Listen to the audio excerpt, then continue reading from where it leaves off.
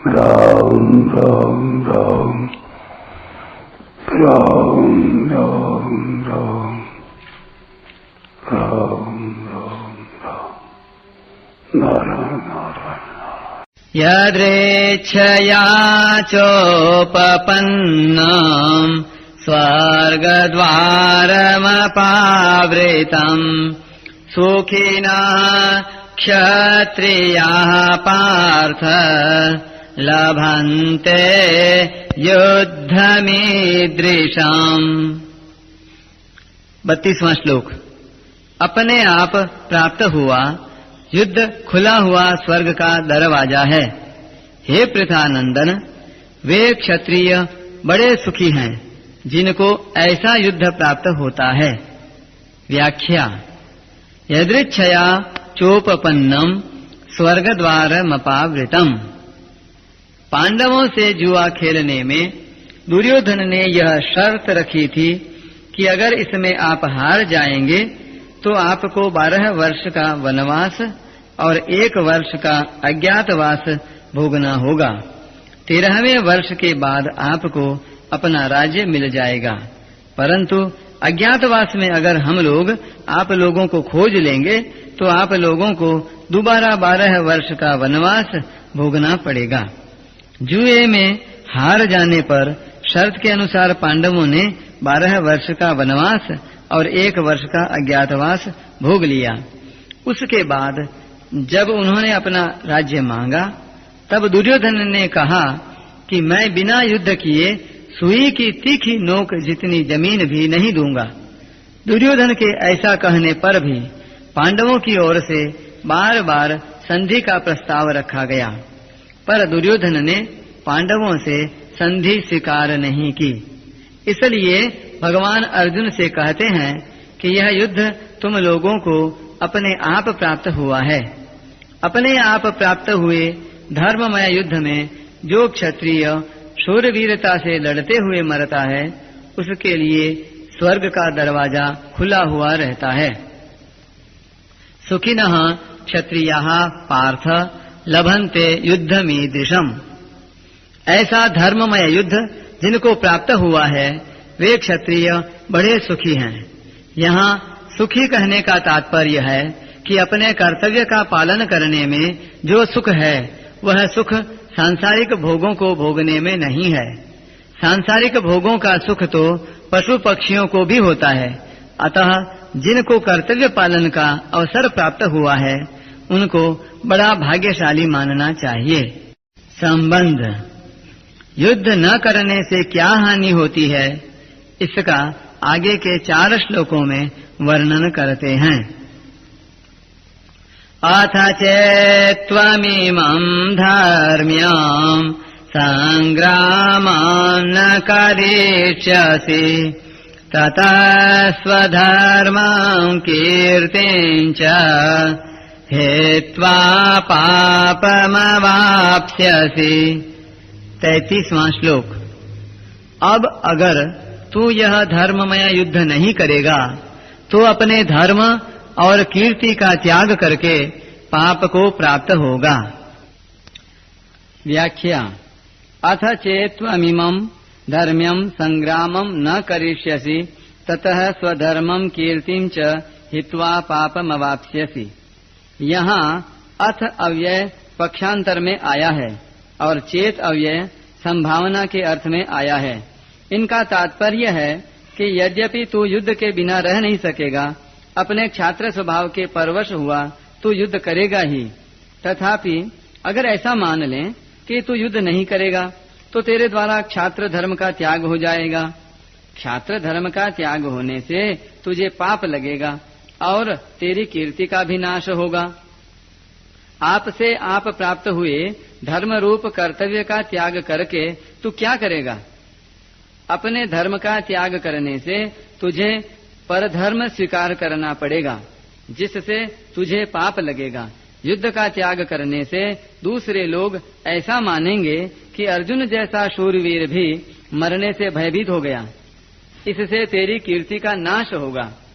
अकीर्तिं चापि भूतानि कथयिष्यन्ति ते व्ययाम् सम्भावितस्य चाकीर्तिर्मरणादतिरिच्यते। 34वां श्लोक। सब प्राणी भी तेरी सदा रहने वाली अपकीर्ति का कथन करेंगे। वह अपकीर्ति सम्मानित मनुष्य के लिए मृत्यु से भी बढ़कर दुखदायी होती है। व्याख्या। अकीर्तिं चापि भूतानि कथयिष्यन्ति ते व्ययाम्। मनुष्य, देवता, यक्ष, राक्षस आदि जिन प्राणियों का तेरे साथ कोई संबंध नहीं है, अर्थात जिनकी तेरे साथ न मित्रता है और न शत्रुता, ऐसे साधारण प्राणी भी तेरी अपकीर्ति, अपयश का कथन करेंगे कि देखो अर्जुन कैसा भीरू था जो कि अपने क्षात्र धर्म से विमुख हो गया। वह कितना शूरवीर था, पर युद्ध के मौके पर उसकी कायरता प्रकट हो गई, जिसका कि दूसरों को पता ही नहीं था, आदि आदि। ते कहने का भाव है कि स्वर्ग, मृत्यु और पाताल लोक में भी जिसकी धाक जमी हुई है, ऐसे तेरी अपकीर्ति होगी। अव्ययाम कहने का तात्पर्य है कि जो आदमी श्रेष्ठता को लेकर जितना अधिक प्रसिद्ध होता है, उसकी कीर्ति और अपकीर्ति भी उतनी ही अधिक स्थायी रहने वाली होती है। संभावितस्य चाकीर्तिर्मरणादतिरेच्यते। इस श्लोक के पूर्वार्ध में भगवान ने साधारण प्राणियों द्वारा अर्जुन की निंदा किए जाने की बात बताई। अब श्लोक के उत्तरार्ध में सबके लिए लागू होने वाली सामान्य बात बताते हैं। संसार की दृष्टि में जो श्रेष्ठ माना जाता है, जिसको लोग बड़ी ऊंची दृष्टि से देखते हैं, ऐसे मनुष्य की जब अपकीर्ति होती है, तब वह अपकीर्ति उसके लिए मरण से भी अधिक भयंकर दुखदायी होती है। कारण कि मरने में तो आयु समाप्त हुई है, उसने कोई अपराध तो किया नहीं है, परंतु अपकीर्ति होने में तो वह खुद धर्म मर्यादा से, कर्तव्य से च्युत हुआ है। तात्पर्य है कि लोगों में श्रेष्ठ माना जाने वाला मनुष्य अगर अपने कर्तव्य से च्युत होता है तो उसका बड़ा भयंकर अपयश होता है। भयाद्रणादुपरतम् मान्स्यन्ते त्वाम् महारथाः येषाम् च त्वाम् बहुमतो भूत्वा यास्यसि लाघवम्। 35वां श्लोक। महारथी लोग तुझे भय के कारण युद्ध से उपरत हुआ मानेंगे। जिनकी धारणा में तू बहुमान्य हो चुका है, उनकी दृष्टि में तू लघुता को प्राप्त हो जाएगा। व्याख्या। भयाद्रणादुपरतम मन्स्यन्ते त्वाम् महारथः।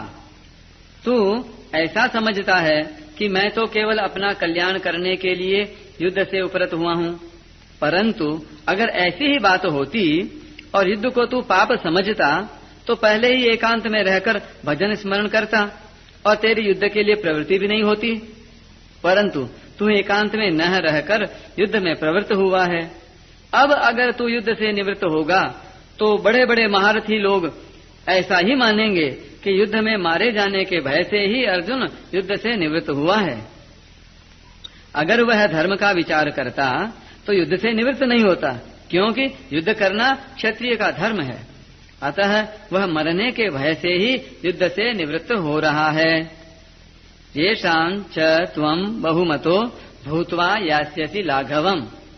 भीष्म, द्रोणाचार्य, कृपाचार्य, शल्य आदि जो बड़े बड़े महारथी हैं, उनकी दृष्टि में तू बहुमान्य हो चुका है। अर्थात उनके मन में यह एक विश्वास है कि युद्ध करने में नामी शूरवीर तो अर्जुन ही है।